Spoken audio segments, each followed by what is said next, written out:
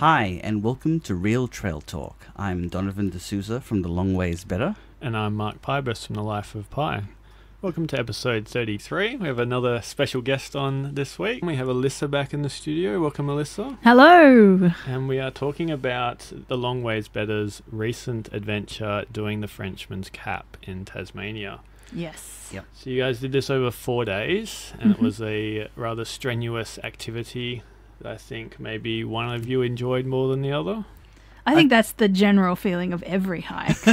But Don being quite the fanatic. But I think the overall rating for this one would be very high. I think we both agree this was an outstanding hike. Well, generally, I'd say that this was probably the toughest hike, other than what I did in the caving tour in Vietnam. Probably the toughest hike I've done. But I was getting there. But probably the most spectacular. Yeah. So worth all the steps. And it wasn't just all mountains. There was some Alissa stuff in there for you. There was rainforests and waterfalls, yeah. Fields of shrubs, of low shrubs. So No wombats though. Nah, that's disappointing. You couldn't provide wombats, Don. I'm sorry. So I guess we'll get into it. It's a 4-day hike, but it's essentially a there and back experience. So of the 6 great bushwalks that they have, that they promote as their great ones over there in Tassie, this is probably one of the 2 toughest, and it's the only one that's there and back. Yeah. So we've got 2 huts along the way, which are very nice. One a lot nicer than the other. Yeah. I mean, they're both excellent quality, but one of them's outstanding quality. Yeah. And what kind of distances are we talking about overall for the 4 days? So the first day is about 14.5. The second day from Vera to Tahoon is 4.5. And then to the summit's like 2.5 or something like that. Yeah. So fairly lengthy, but it's uphill as well. Yeah, so the first day is probably more mellow. Second day is like, it starts getting harder, and then the next one is just straight up. Yeah. All right, well, we'll jump straight into day 1 and the logistics of everything. Let's talk about where this is in comparison to everything else in Tasmania.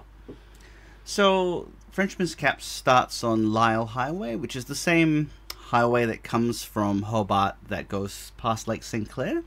And it's not that far from Lake St. Clair. It's only about half an hour from Lake St. Clair. So we had an onward journey up the west coast after the hike, and we didn't really want to just leave it in the parking lot because Lyle Highway is just on the side of the road that you park for the Frenchman's Cap.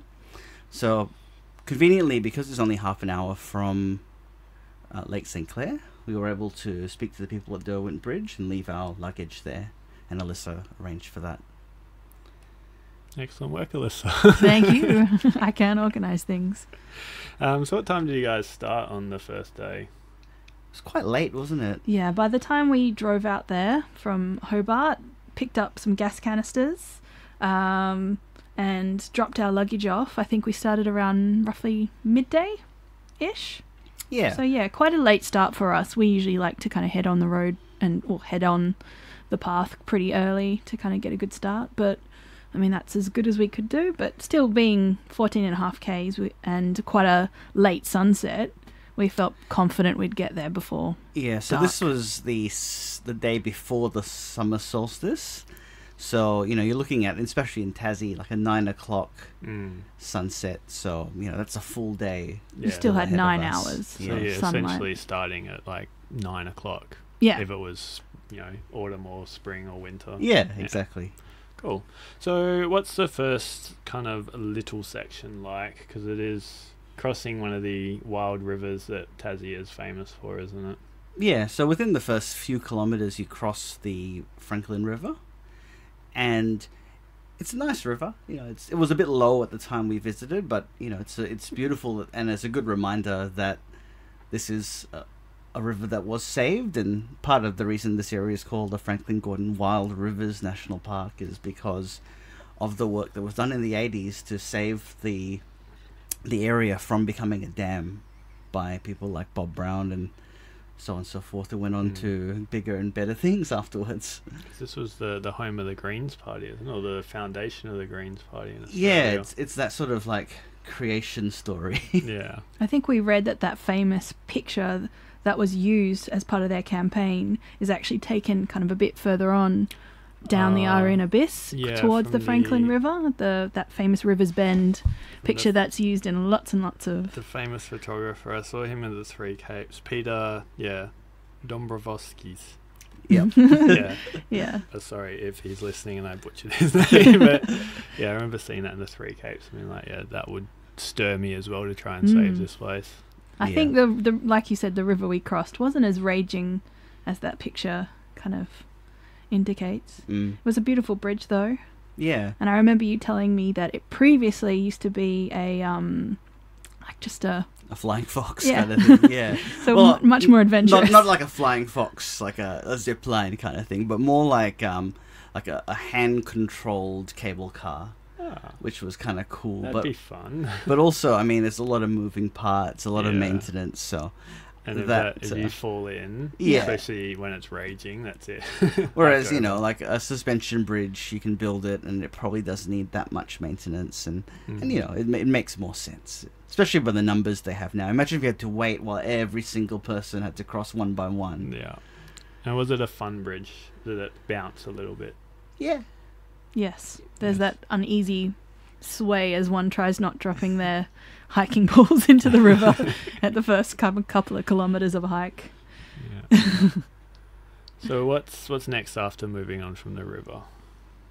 It's basically, I think a little bit after that, so you rise up from the river and then you get the first bit of plains, and you get the button grass plains, and you can see the first bit of the really good track work they've done. So I guess the big story of this is that this was after the 10-year project that they had put in place in 2008, which was instigated by Dick Smith. He did the walk and was horrified by the state of the track, and he paid $1 million to get the track upgraded.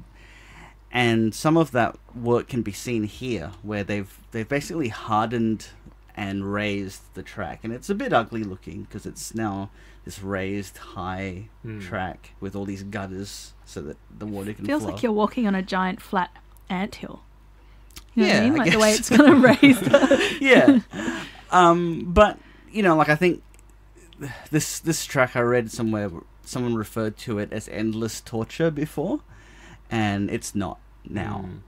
I'd say this first day particularly is about as close as you're probably going to get in the southwest of Tassie to a Bibbulmun track kind of set it and forget it kind of hike. Yeah. So yeah, it was nice and easy going. Yeah, because there's nothing worse than trudging through mud when you don't necessarily have to. Yeah. I know a lot of people enjoy that kind of hiking, but yeah, especially if you're doing a multi-day hike, it's not ideal. And there was still plenty of mud in other spots to kind of get your mud feel for the hike. Oh yes. I think that was also one of the spots where on the way back we actually saw a cute little echidna. We did. Yeah. Tassie's full of them, I hear. Yes. And then after the plains, you get back into rainforest. The rainforest here is outstanding. So, I mean, I think day one we were really loving the rainforest, but it got even better on day two. But I remember you were saying, like, you were saying, oh, I really love this. Yeah, it's my kind of hike, is walking through those kind of beautiful trees with the moss and the magic of the ferns growing on everything. And yeah, it's my kind of thing. And definitely to begin with, it was kind of nice, undulating and kind of, yeah, it was a beautiful kind of way of easing into a hike. Yeah, and I mean, there's a lot of ascending. So on this day, you ascend to not quite the summit of Mount Mullins, but it goes up near the summit through the Franklin Hills. And I remember there was this one bit where we were rounding a corner and there was just ferns everywhere, and it looked a lot like southeast Queensland in some ways, like that really lush forest, but even more lush. And there was that bit that I've taken a photo of where Alissa's walking through this section, and it's just all this like moss on a wall on one side and then ferns everywhere. And I think that says a lot about how lush and wet this area is. So you guys got pretty lucky with the weather. Like, you didn't have any whiteout days, and from the top of the mountain, We did. You did, but not in a bad way. okay, yeah. So the top of Mount Mullins, you mentioned you rise a little bit, and this is where you get the first views of Frenchman's Cap. Yes, if the weather's good, Yes. and it wasn't. It wasn't? No. Oh. No, it was a bit cloudy, and we could kind of make out roughly where it would be. And we Yeah. were lucky on the day back; it was perfectly clear, so we kind of got the vibe of what it would have been like. There you go. The joys of the there and back hikes. Yeah, Yeah. to see the same kind of views twice in completely different weather conditions is actually kind of nice. And I think that that's a big thing with this track, because a lot of people, I think of there and back tracks as being a bit like, oh, I have to do the same thing again. Yeah. But we actually really enjoyed even though it was there and back, you got to see the same scenery from a different perspective and with completely different weather, because the weather is 100% changeable in the southwest of Tassie. Yeah. So missed the views on the first day, got them on the last day coming back. Yep. Did that kind of spur you on, just be like, let's get to the next peak or next little bit so we can try and get some better views? No. Not so much. Didn't spur No, Alissa on. I think we knew that the first day wasn't going to be necessarily a day of viewing the Frenchman's Cap with the weather we had. I think the first day was get to the hut as fast as we could, especially because the rain started to really hit down, and we were pretty much drenched by that point, walking through the Sodden Loddon. Yeah. Well, it wasn't really the Sodden Loddons. No, that we went through. No, it's not the Sodden Loddons as they were once known. Yeah, it's the updated, upgraded. fresh Thanks Sodden to Loddon. Dick Smith's Anzac biscuits. Yes. Yeah. So what they've done now is, you do see a bit of it, because it does go through some sections where they've boardwalked, and you can see how sodden the Loddons would have been. So what happens is, as you descend, you then cross the Loddon River, and on the other side of the Loddon River is where you start getting, again, button grass plains. And this is where they've diverted the track. So it used to go more out through the plains, and this is the section where we met a guy in Pine Valley when we did the overland track, and he said that he was chest deep in mud. How do you even move chest deep in mud? It is just like terrible. People would have It's to, like you have to quicksand. carry your packs above your head. Yeah. Even just in, I read a report of someone who did it when it was just knee deep in mud, and they said it took them, I think, like 15 hours to get to Lake Vera, because Wow. it just was so painfully slow Yeah. going. And it's not like that anymore. So what they've done is they've boardwalked the first bit, and then once it gets to where the old track was, the track now rises up to a section called Lawton's Lead, and it is much more enjoyable. It is very much like Bibbleman track walking. Set it and forget it. You just walk. Yeah, we were able to pick up our pace a little bit more there. Yeah, because I think we were going a little bit slower with the ascending, and it was lovely. So we were enjoying Taking our it. time. Yeah. Because you said in one of the posts you were responding to someone that this was kind of you didn't need to get the map out at all to navigate this track. No, I mean, I think you could be like, we know some hikers in WA who are like really meditative. I think they could do it, and because you don't really have to be paying as much attention. I mean, you have to pay attention to mud, but in terms of missing turns, you're probably not going to. Yeah. So I'm guessing there wouldn't be a lot of crisscrossing tracks here or diversions to take you off. Not really. Not so much, but I There could was some imagine. that we saw. Well, I was going to say I could imagine in some of the rainforesty sections that you could easily make up your own path. Like you can see clearly where people have tread, and there's like a distinction in like dead leaves and things like that. But you could easily, without thinking, accidentally walk off the main path.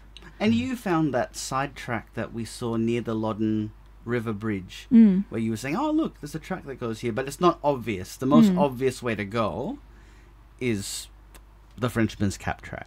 Yep. Yeah. Definitely. That's good. So you mentioned the Loddon River. Yeah, another bridge experience. Yeah. How was that? Yeah, nice swing bridge. Pretty much very similar to the first. Yep. Okay. And I remember by that point it was really bucketing. Yeah. Yep. And then, after that, when you're on Lawton's Lead, it's just set it and forget it. It's nice. I mean, some of it's not as pretty looking as what we encountered earlier, but then being able to walk fast is also, good. Yeah. So you don't want 15 hours. Not that it's going to take you that long anyway. Yeah, and there still was, there was still lovely rainforest through the Lawton's Lead section. It wasn't like it was bad. It's just, that bit along the ascent to Mount Mullins was just really lovely. And you've got that beautiful view of Pickaxe Ridge along your right as you're walking through. Yeah. That was quite nice. Yeah, it was. And as you described, it's like the Pingerup Plains. Yes. One wishes that the Bibbulmun track would be able to have a similarly enjoyable version of that, which we talked about in the last episode. As you know, I'm not a fan of that, but I feel like there's so much potential for it to be better, and this is a clear example of how the Bibbulmun track could make it better. So what you're saying is we need a wealthy benefactor. Correct. Yes, Correct. We need a Western Australian Dick Smith. We need like a twiggy forest to divert some money down, or Lang Gina Reinhardt. Oh, he could do it. I mean, $1 million is nothing to him. Exactly. All right, we'll start writing letters then. Yeah. Or we're putting the call out for any wealthy benefactors. Yeah, we'll rename the Pingerup Plains the Forest or something. Yeah. Twiggy Plains. Twiggy Plains. Okay, so you exit the Tasmanian Pingerup Plains and into more rainforest, and kind of reminisced about another section that you'd done. We did. Yeah, there was a fallen log, and I said to Alissa, we should try and reenact that scene from when the Donnelly River Village to Pemberton section, and Alissa was like just casually leaning underneath the log, and I said, that was my Kathmandu catalogue. Your photo. Your calendar. my entry into hiking modelling. Yeah. And Alissa was not. I was interested. not keen. No. By that point, why I was was that? soaked. The ground was muddy, and I had a giant pack on my back, and it was not going to happen. Oh. Sorry. And even on the way back, I got offered it again, and I decided I nearly went down, and then went no. Come on, we need these shots for the Instagram. It's Well, all about the gram for Don. yeah. Maybe another time we'll try and find another way. I think we can come up with a more unique and creative position. Yeah, sure. We'll find something different than the side lay. Yep. I don't know what I'm saying. So moving on from the fallen trees, there's lots of the boardwalk, which was lovely. That was generously paid for by Mr. Smith. And then you guys thought you were really close to the hut. Yeah, so now this I got to people who have used John Chapman's guidebooks, you'll understand what I mean when I say John Chapman flat. He says flat, and he's basically gone, yep, from here to here, this is the general trend, this is it. And it doesn't take into account any of the nuances of what that really is like. So that might be that, say it's a mild ascent, but maybe there's a lot of undulations in that. No, he won't tell you that. And so we had no idea how far we were, and it looked like we were coming close to the end because we saw tools at the side of the track, we saw this lovely boardwalk, and we're thinking, we're probably near the hut. No, not at all. We had more ascending to do, and there was a lot of steps. It looks quite pretty though from the pictures. It was lush rainforest and stuff to keep you distracted. Exactly. I think that's the great trend of this walk, is that the bits where there was steep ascending, there was lovely rainforest walking, and if you like rainforest, then it'll keep you engaged. Alissa, were you engaged because you love the rainforest, or was Don I constantly do, but telling you just round this corner, just round this corner? No, I think by that point, and the disappointment that we weren't at the hut, I think I sent, and knowing that this was a big up and starting to go up, there was lots of stairs, and basically I'm much slower going upstairs, and I said to Don, you go ahead, you can go to your Don go you go at your speed, I'll go at mine. So by that point I was kind of by myself, kind of lumbering up. So I got lots of time to take in the rainforest because I tend to walk a bit, walk 50 paces, have a little breather, walk 50 paces, have a little breather, and while I have my breather I get to take in the moss and the fungus and the birds. Yeah. Meanwhile, I think I was just starting to get really hungry because we decided we weren't going to eat. Yeah, we didn't eat lunch, which was one of our biggest problems of the day. And one that would be repeated the next day. Not quite to As the bad. no eating lunch, but not enough lunch. No.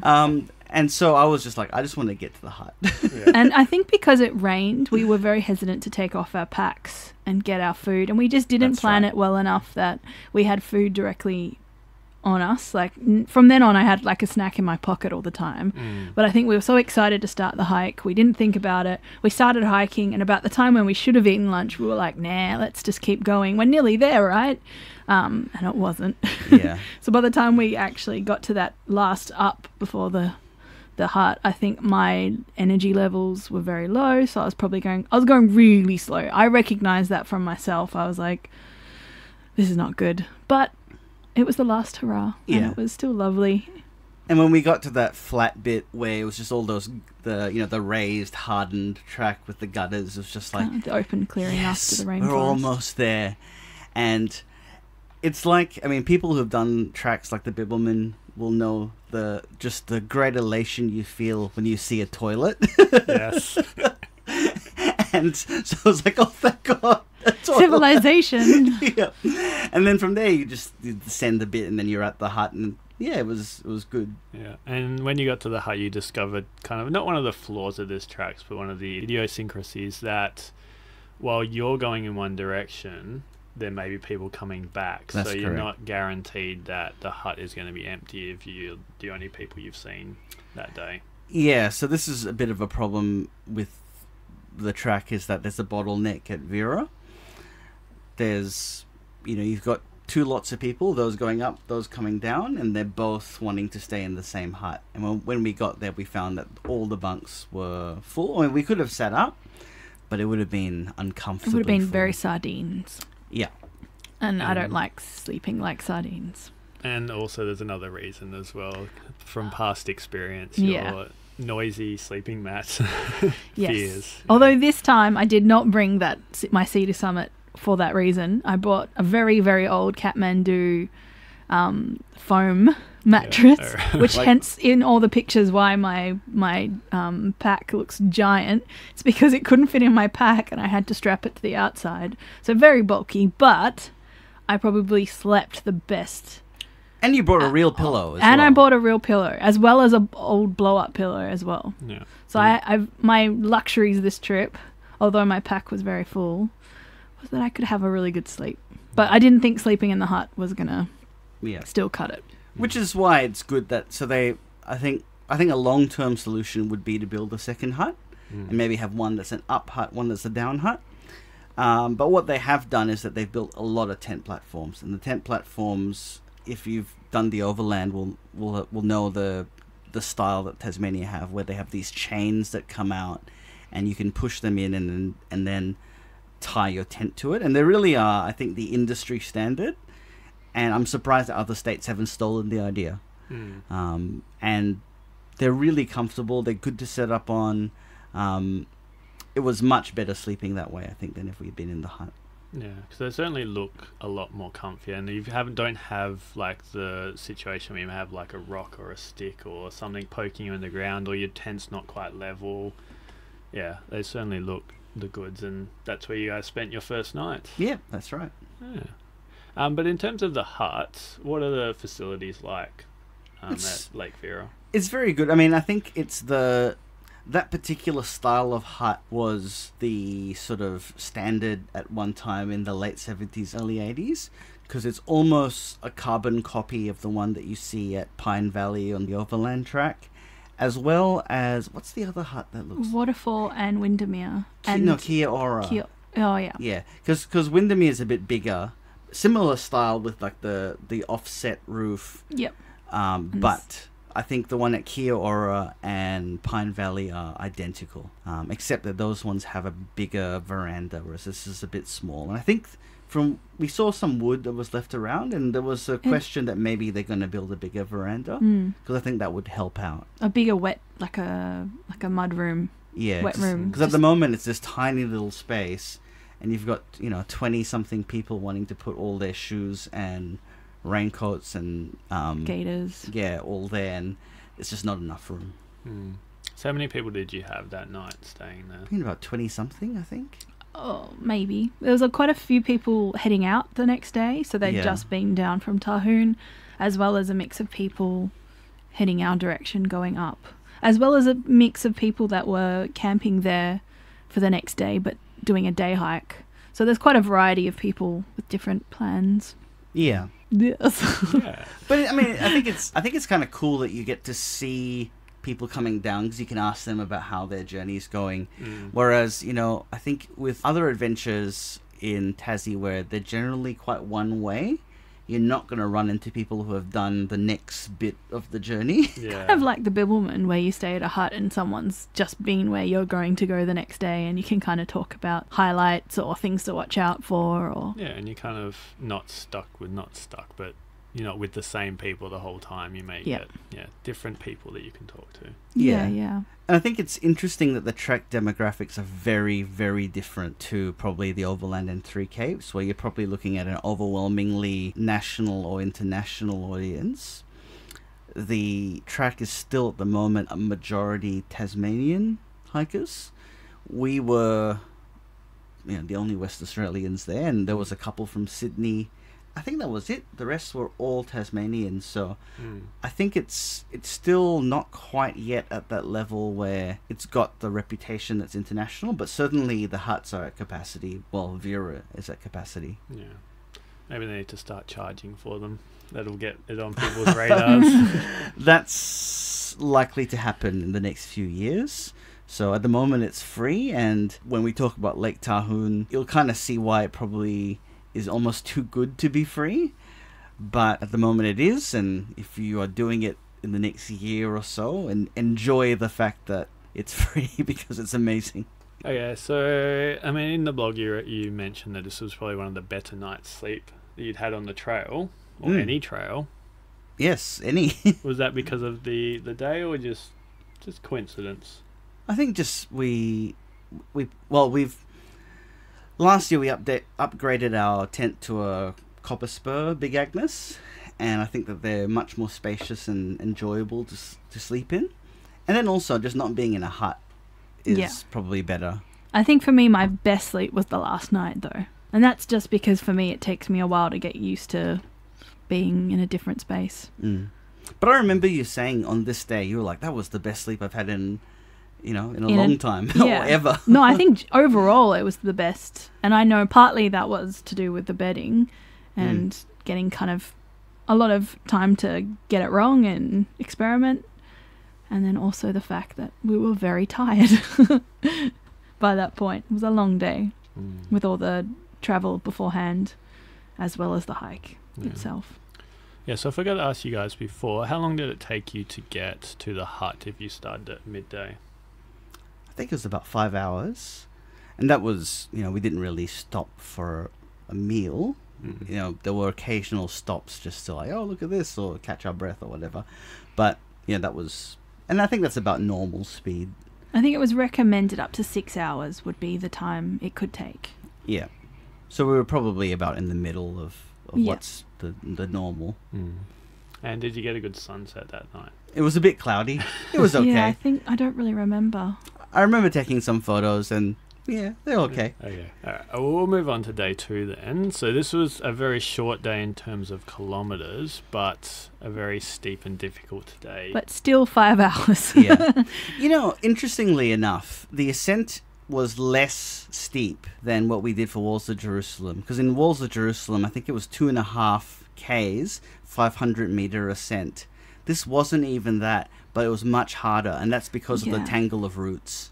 The rainforest is just punishing when you have slow going with this you can watch where you step because you could fall over very easily. And the footing, because it'd been raining, there's a lot of those they've got this very distinct style of log ladders. Log ladders that are wet logs. So it feels like you're taking, every step has like a pause. It's not like an easy, fast run up, or at least not for us. No. Especially with the packs on our back. So I think because of that, it still took quite a while. Yeah. And we were about average because in the book he says 3.5 to 6 hours or something like that, and we did about that, or 5 hours, 3.5 and 5 hours, and we did 5 hours. So that's pretty good then. Yeah. But the start of the day was quite relaxing in terms to begin with. Yeah. It's kind of a leisurely walk around Lake Vera.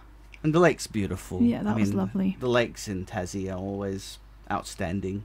So it was similarly outstanding. Yeah. Any platypus? No. No. I don't think we were really kind of quiet enough or walking with enough care to pay attention to a platypus. Yep. Yeah. All right. So, start of the day is walking along Lake Vera and more lush rainforest. And you said that this was much better rainforest than day one. Oh, and we thought day one was great, and it was even better. So, I think the turn where things just get really amazing is when you start walking along Vera Creek. And it's only like 1 kilometer of the day. Not even. But that kilometer, I think, is like one of the finest kilometers. That was my favorite part. Yeah, because you're walking next to this creek, and there's just waterfalls and cascades the whole way, and the rainforest, because there's just this constant flow of water, and it's so wet. It's just moss at 100%. Like I've never seen, even in tropical Queensland, moss at the level that we were seeing. It was better than Pine Valley, and I thought Pine Valley was amazing. Yeah, very magical. Every turn I was like, Don, take a photo. Don, take a photo. I think Don's well ahead. He's already taken 5 photos by then. Yep. Yep. And then you begin the serious undulation. Well, I would say I think we all had already started the that was the serious undulation, and then it got to the serious just going up. The ultra serious. Yeah. Yeah, so, like it kind of... so once you leave the creek, it levels out slightly, and then just straight up. And lots of stairs. Yeah, a lot tree of roots. going up. There was like not waterfalls, but drips coming down, like a shawl of water coming down the side of the cliffs, and lots of water going down the actual path that we were hiking. A lot of rock steps, and there was one point where I thought we were coming to the end because I could see the light, and we came to a clearing. I was like, look, and you can see Charlone's Peak. And I waited for Alissa. I thought, we're almost there. We might as well wait to walk up to Barron's Pass. But no, I was wrong. There was a lot more ascending to do. That felt kind of like the feeling of the day of, we're nearly there. We've been pushing it so much. We must be at the top. No. You're not. Yeah, it's one thing you never do when you're with someone who doesn't like the peaks is tell them that we're always there. Yeah. But that famous cartoon of what do you say, and it's got the crisscross up the mountain. It's always, we're almost there. Exactly. You always say that. And then, you emerge from the rainforest after, it's just stairs, and then you're at Barron Pass. And we were really lucky because as we got there, the clouds were parting. You could see Frenchmans with just a wisp of cloud in front of it. And it's just one of the best scenes, I think. It's one of those moments where you go, yep, this is why Tasmania is so special. Just so beautiful. And you were alone at this point, weren't you? Well, no, there were some other people who had ascended in front of us, but I was just taking photos and just taking it in, and then Alissa came up, and there's a great photo on the blog of her looking very relieved to be at the top. Finally got there. Like, yes! It's a very, very happy face. Yeah. It felt like an eternity. Like, I know you say that the hike up to Walls of Jerusalem was harder, but... No, I didn't say it was harder. I said it was steeper. Steeper and longer. But this was harder. This was way harder. Yeah. Yep. So at that point, I was very happy to be finally at the top of Barron's Pass because that was quite an up. Because I mean, if you think about the steepness, it's no, the gradient is no worse than what you do to climb Mount Vincent and Mount Cuthbert on the Bibbulmun. The terrain is what makes it so much harder. That wet ground with all the roots in the mud is just, it's another thing. You always have to account for more time than if you were walking on, laterite and or just granite. Clear-cut steps. Yeah, exactly. Yeah, I understand. Because I was doing Adamson Falls in Tassie, and I was getting from the base of the falls to the top, and I knew there was more falls to go, and there was just this root system of mud, and I was having to pull myself up. I was like, surely Tassie can't be all like this, but it was. Yeah, I can imagine it'd be quite hard. Quite similar. Definitely. Yeah. So there's a couple of little peaks that you could potentially climb up here, but John Chapman gave a little kind of flippant, they're airy. Yeah. To get there. And there was some guys who were coming back from Frenchmans and they were going to do it, and when they read airy and they said, if Chapman says it's airy, we probably don't want to do it because it's probably death. And it looks pretty dangerous. I think you'd have to be pretty prepared and have good weather, and I wouldn't chance it. Yeah. So this is where we talked about your lunch on day 2 kind of being a bit interrupted because you saw a group behind you or in front of you, and you wanted to get ahead of them to get to the hut first. Yeah. So part of it was that because I snore, and Alissa is worried about making noise in the hut. I'm a restless sleeper. Yeah. As in, I move a lot. We really just wanted to claim an area and just say, like, we're going to be here. You guys can have the room, because we knew that the bunk room had a door that they could close. And we just wanted to just have that sorted so that they didn't set up in the main space and then us tell them, would you mind moving because we might be noisy.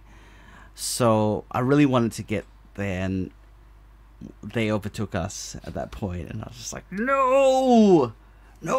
But in the end, we were walking along this ridge, and the ridge is outstanding. I mean, we're talking about outstanding rainforest, and then we've got outstanding mountain ridge walking afterwards. And there was a spot where everyone stopped and had lunch, and Alissa and I said, I think we've got a chance. And Alissa said, I want you to go ahead because I know this really matters to you. And you're much faster than me. So yeah. I'm fine. I just pressed on, and there were some steep bits. There was a bit where I had to run up the flights of stairs, but we got there. I on the other hand fell down some stairs. That was fun. That's true. Yeah. Like full on Melissa McCarthy slip down, right down to the bottom. That was a very good moment of the day. But I did have my pack on, and that giant bulky mattress kind of saved my spine. Yes. But I kind of wish someone had seen it just so they could laugh at me. Yeah. Because I was laughing at myself. And it's just I think as well, you get to that point where you're just like, we're almost there, I want to get there, and you start becoming clumsy and not worrying, not thinking as clearly. It's quite a natural thing to do, and it's also just stunning. So the first bit from Barron Pass is much more rugged. There's like a bit where there's a boulder field where just the mountain has collapsed at some point, and you have to climb over the boulders. And then closer to the hut, there's this lovely alpine garden. It looks like it's been manicured with all the scoporia and the waratahs and the pandan and the pandani.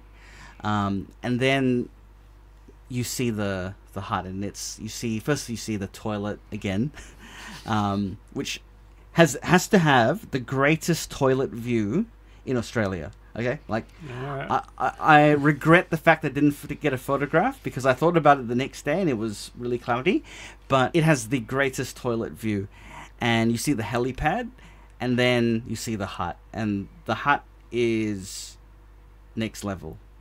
I think a lot of people in Tassie hated some of the modern huts, particularly Burt Nichols is despised as this giant ski lodge, and it's impractical because everyone says in winter it's horribly cold, and when we were there it was horribly hot.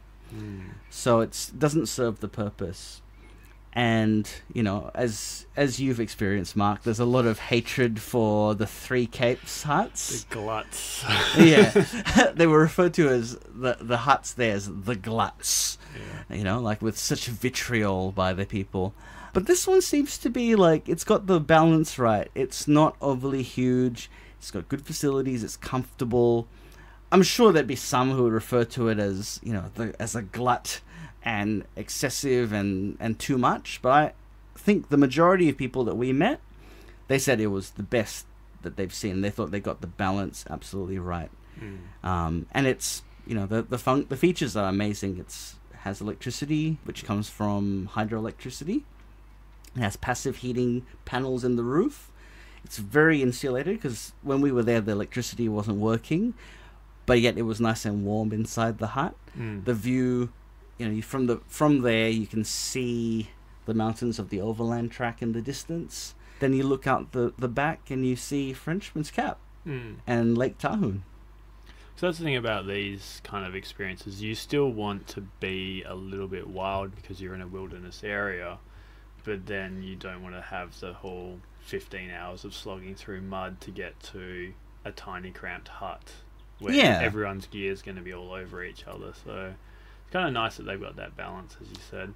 I think so. I think that, you know, not only is it's not just a luxury, it's also practical. You know, the reason why New Zealand has a lot of these hut style walks is because it's practical to have that in alpine areas. And so I think that it strikes a nice balance because it's hardcore walking. You know, this is very difficult. It's probably one of the most hard multi-days that Alissa and I have done. But then it's lovely at the end of the day to go, isn't it nice that I can just chill out in this hut, you know? And especially, you know, Lake Tahune is probably, I think that's the gold standard for what we'll probably see more of in hut developments that aren't of the luxury kind of. For public huts, this is probably as good as it gets, I think. Yeah. And one of the features of this hut is there is a little bit of a story of where you sleep, and there's an attached book that you can also buy that tells you a little bit of the history of the area and the people and the culture of Tasmanian bushwalking. So every bed has like a name plaque above it, and some of the names you'll recognize, some of them you don't. But they have this book that is in the hut, and what it is it's called Whose Bed Are You Sleeping In? And it chronicles, you know, the sort of these mini biographies of all these people who contributed to the story of Frenchman's Cap. So the people who discovered it, or, well, not discovered it, but you know. People that first would have hiked to it or be the instrumental. Instrumental in kind of defining it or mapping the land. Yeah. So that's all in the book. They talk about each of these people who were characters that played some role in this becoming what it was. And it's really interesting because you find out that, for example, that this track only exists because this land was worthless.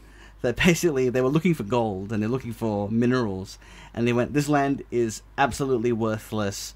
We'll make it a national park. We'll build a trail. And it was basically a commerce track that they were building to explore the area. And thank goodness that it was worthless. Because imagine if it was made of gold or iron. Yeah, the dwarves would have come in. But it's so much more valuable to, you know, people like you and I and people who do hiking to see this sort of places. That's cool. And where did you guys sleep? Whose bed did you sleep in? I was in Jim and Una, who were a couple. Yep, and I was in Dick and Pip's bed, so I would have had to move if Dick Smith had shown up. Yeah, that's what I imagine, is that it's like a... If he comes... Sorry, sir. You're in my bed. It's got my name on it. Yeah. Yep. So from here, what you guys would have arrived, I'm guessing, around midday, just after midday? Mm-hmm. Yeah, we had lunch. Yeah, about there. We had lunch. Break. Yeah, and then decided to go off to the summit that day. Yeah, so the hut's at 980 and the summit's at 1446, so that's another 466 meters of ascending to do, and it's only in like 2.5 Ks, so it's pretty steep.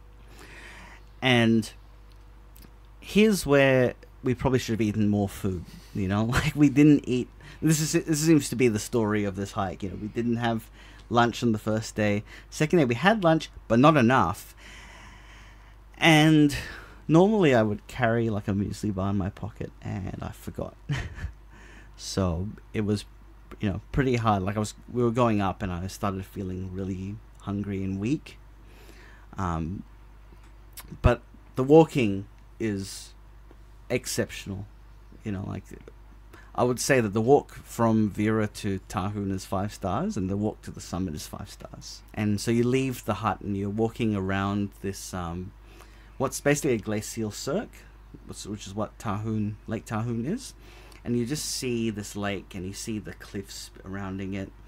And it's, you know, it's like the typical thing. It's probably for us mere mortals who don't want to, you know, if you're not doing the West Arthur, this is as close as you're going to get to like an Oberon experience. And it's just so beautiful. You see the lake there and all the greenery, and the track kind of skirts up around, and it zigzags then up to the summit of Frenchmans, and you see Lion's Head on one side, and you see, you know, there's this bit where you walk up and you can see through the gap, there's like a mountain pass, and there's just more mountains beyond. I think for the most part, up until North Col, at that point, it was quite an easy mountain up. Yeah, it's so, to begin with, it's just like, it's like, you know, doing Bluff Knoll, where it's just stairs. Yeah. And then once you get to this, there's a point where there's a junction where if you turn right, you'll get to Irenabis, the track that goes to Irenabis, and then the other one's to the summit. And that's when it starts getting scrambly. Yep. And some of the scrambling was pretty hard. Yeah, I remember, Alissa, you had reservations before you left that you maybe not be able to get to the summit. Yep, and I didn't. You did? Yeah. No. So our friend Bonnie, I asked her for advice on this.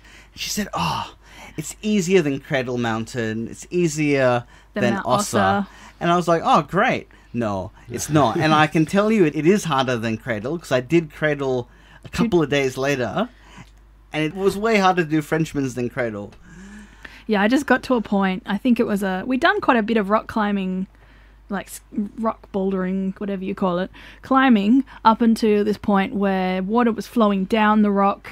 It was just I couldn't work out where my legs and my feet could easily pull myself up, and there was quite a drop behind me as well, and yeah. I just kind of couldn't work it out. Some ladies had just gone up, and as they were coming down were telling us that was probably...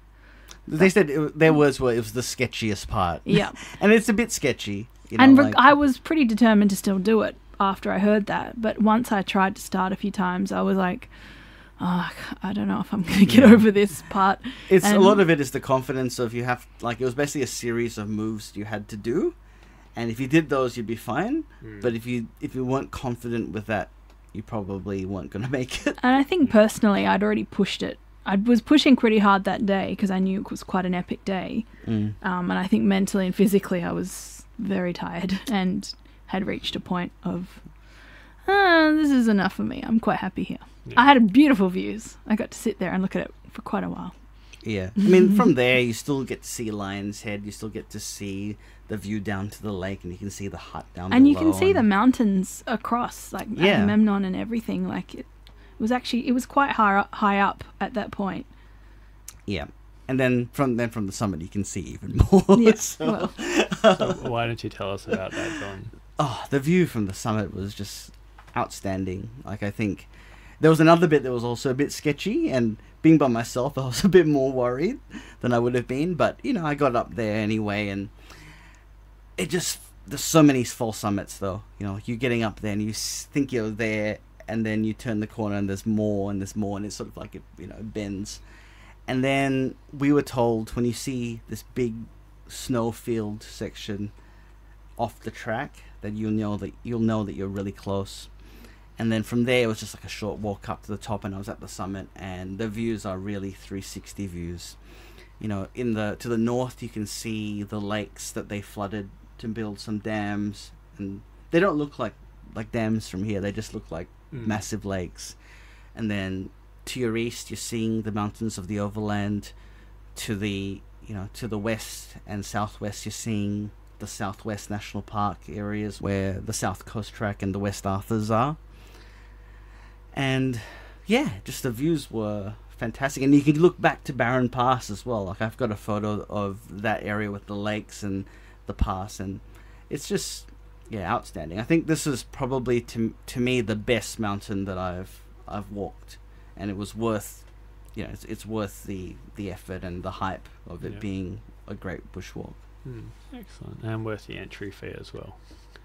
The free entry fee, which is, I mean, you still have to pay for your National Parks pass, but yeah, for free, it's pretty damn good. Yeah. And we were lucky the day that we actually decided to ascend.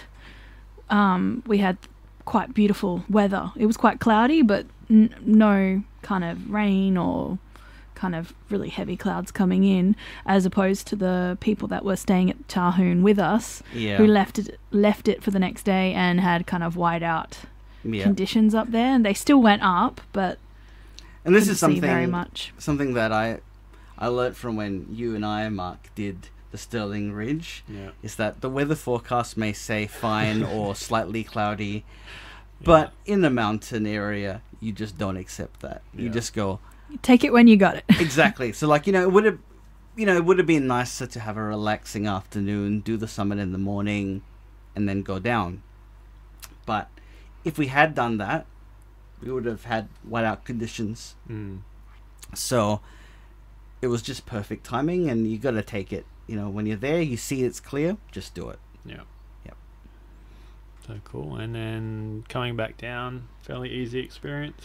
Yeah, much nicer day. I think that day was. We also. It was whiteout when we were going It was, and I think there's quite a different mentality going back on a track that you've already passed through. You have your expectations are more realistic. I don't know. I was a bit more at ease. We had more. There wasn't a time. Yeah. It wasn't time sensitive or any pressure. We kind of had the whole day to do the 5 hours. And everything's signposted, because, you remember, you're like, oh, there's Barron's Pass. Oh, there's that waterfall. Oh, there's that. So having that is really good for, the mental game of walking down. And here's the thing is that because it was whiteout, I actually quite liked that was a different experience, because we got to see the same landscape in a completely different light. It's very moody. And there's some really nice photos of that area with the whiteout conditions, which is completely different to what we saw when we were going up. So I think that's a good thing. And because there was rain, the waterfalls were even nicer coming down. So, that's always an added bonus. And while it's the same thing, because of the different weather, it almost felt like a completely different hike. And equally painful. I think going down after 2 days of going up, your knees start to not feel like normal knees. Yeah, especially with a 10 to 15% gradient going down, it's always going to be a tough one. Yeah, I was very thankful for my walking sticks at that point. Yeah. So what was it like staying at Tahoon Hut? Yeah, Tahoon was... So where we stayed, I think if I were to stay there again, I wouldn't stay in Dick and Pip's bed. Partly because there's no blinds or anything, so the light comes straight in. I would probably sleep in the corner, which I think would have been better. But otherwise, it was really nice. But it was probably our worst sleep, unfortunately. Like, I think the tent, both nights when we were at Vera, we stayed in the tent, and it was nicer. Yeah, because I suppose being summer solstice, it also then means dawn comes a lot earlier too. Mm-hmm. Yeah. So what was the conditions coming back down the mountain? And like you said, it was clearer before. Was that both days, or was that just the last day? I think by the end of the third day, it warmed up quite significantly, because we were able to... we got to Lake Vera quite early. Well, we got around lunchtime. We were able to set out our tent, which had gotten wet the first night, and kind of dry off everything that was. And it dried like in an hour, because the UV in Tassie is absurd. And then the last day was really quite nice and warm. Yeah. If anything, too warm. Yeah. We're going to be so picky. the night we were there, it was good because, you asked us, did we have good views at Vera? No. But on the third night, we had lovely views at Vera of the mountains. And then on the day out, it was almost too hot, but as a result, it had baked all of the muddy sections of the track dry, and it was the only day of the track that was dry boot standard. Yep. We had dry socks by the end. Yeah, we actually got to the Dry-ish. end with dry socks. I mean, sweaty, but dry. Yep. That's another bonus. And then just at the end, we saw an echidna, which was Oh, awesome. I forgot to mention I saw a spotted quoll at Lake Vera. Yes. Like a huge spotted quoll, to the point that people questioned that it was actually a quoll. Actually, I remember that because you sent that through on the group chat. Yep. And I showed it to Karis, and she's like, "What's that?" I was like, "It's a spotted quoll." She's like, "But they're nocturnal." Yeah, it was like Yep. quite early in the... It was like 6 a.m. and I'd just gotten up and I was walking towards the toilet, and just in my path was a quoll heading down the path. I thought it was a Tasmanian devil at first because it was quite big and fat. But no, it was a quoll. And it didn't care that I was there. It saw me and then kept walking, and then realised it'd walked quite close and then like scampered off. And then I saw it again at the top, yawning. Yep. Yeah, fun Just- story. Just chilling out. Yeah. Yeah. Cool. But we were often on the lookout for a wombat in those plains, but Nothing. no wombat. No. Yeah. Lots of wombat poo, no wombat. I can sympathise with that. So final thoughts on Frenchman's Cap. Where does it rate in the great walks that you've done? So I guess here's a thing I've been thinking a lot about. Overland Track versus Walls of Jerusalem versus Frenchman's Cap. Overland, I think, is the best beginner's one because it's, the full bells and whistles experience. Walls of Jerusalem is probably your best bang for your buck in terms of, once you get up that steep ascent, it's easy and the reward for effort is through the roof. This is the hardest by a long shot, but it's more spectacular than either of those two. I think it's not the one I would recommend someone do first, but I think if you've done the Overland and or Walls, this will be one that is extremely rewarding and has it has so much of what makes Tasmania an exceptional place to hike. And I think this is probably my favourite hike that I've done. I'd say it's better than the Overland. Ooh, interesting. And Alissa? I ditto much of what Don said. I agree. It was probably one of the hardest, as I said earlier, one of the hardest hikes other than the caving tour in Vietnam. But amazing views that I never thought I'd have a chance to experience. And I definitely think it's made me feel confident in not ever doing the West Arthurs. I feel fine with not doing that. So Don and Mark, you guys can do that together. I'll graciously step in for you. Thank you very much. But then also you've been probably more receptive to the South Coast track. Maybe. I'm very hesitant to say 100% yes. Don't push it at this stage. Give me a little time away from hiking. I need a break. I think I have a burnout. Yeah. And then maybe I'll say yes to South Coast. Okay. All right, we won't start a marital issue on that one. All right. Thanks, Alissa, for coming in. Thank you for having me. And thank you, everyone, for listening.